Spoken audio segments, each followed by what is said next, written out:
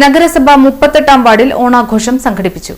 നഗരസഭ 38-ാം വാർഡിൽ ഓണാഘോഷ പരിപാടികളോടനുബന്ധിച്ച് കുടുംബശ്രീ അംഗങ്ങൾ തമ്മിലുള്ള മത്സരങ്ങൾ, കലാവിരുന്ന്, വിഭവ സമൃദ്ധമായ ഓണസദ്യ എന്നിവ നടന്നു. നഗരസഭ പ്രതിപക്ഷ നേതാവ് ടി.എസ്. സജീവൻ ഓണാഘോഷം ഉദ്ഘാടനം ചെയ്തു. BJP മണ്ഡലം പ്രസിഡന്റ് ER ജിതേഷ് സമ്മാനദാനം നടത്തി. പറമ്പിക്കുളങ്ങര മാനവ സേവാ കേന്ദ്രം പ്രസിഡന്റ് OP സുരേഷ് ഓണ സന്ദേശം നൽകി. Ward convener Jyothilakshmi Ravi, CDS Shaina Pradeep എന്നിവർ സംസാരിച്ചു. പ്രമുഖരായിട്ടുള്ള ആളുകൾ ഇവിടെ എത്തിച്ചേർന്നിട്ടുണ്ട്. കൂടാതെ തന്നെ 1:20 കുട്ടികളൊക്കെ വിശന്നിരിക്കുകയാണ്. കുട്ടികളെക്കാൾ കൂടുതൽ അമ്മമാരും വിശന്നിരിക്കുകയാണ്. നല്ലൊരു ഓണസദ്യ കൊണ്ടാണ് വിചാരിച്ചിട്ട് എല്ലാവരും എത്തിച്ചേർന്നിട്ടുള്ളതാണ്. അപ്പം അതുകൊണ്ട് ഒരു ദീർഘമായിട്ടുള്ളൊരു ഉദ്ഘാടന പ്രസംഗം ചെയ്യാൻ ഉദ്ദേശിക്കുന്നില്ല. കൂടാതെ നമുക്കറിയാം, ഓണം കേരളത്തെ സംബന്ധിച്ച് ദേശീയോത്സവമാണ്. സമൃദ്ധിയുടെയും സ്നേഹത്തിൻ്റെയും സാഹോദര്യത്തിൻ്റെയൊക്കെ സന്ദേശം ഉൾക്കൊള്ളുന്നതാണ് ഓണം എന്ന് പറയുന്നത്.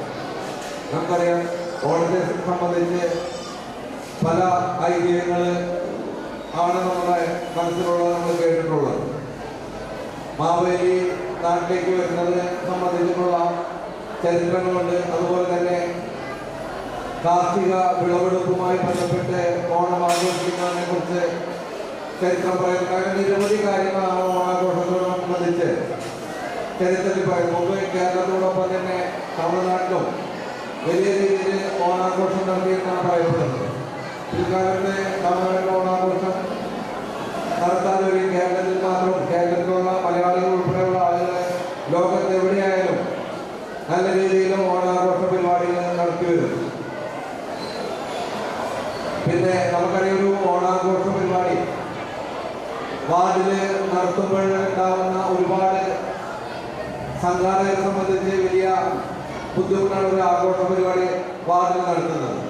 അപ്പോൾ നമ്മുടെ വാർഡ് കൗൺസിലർ കുറച്ച് ദിവസം കൊണ്ടാണ്, ഒരു ആഴ്ച കൊണ്ടാണ് അദ്ദേഹം ഇത്രയും വലിയൊരു ഓണാഘോഷം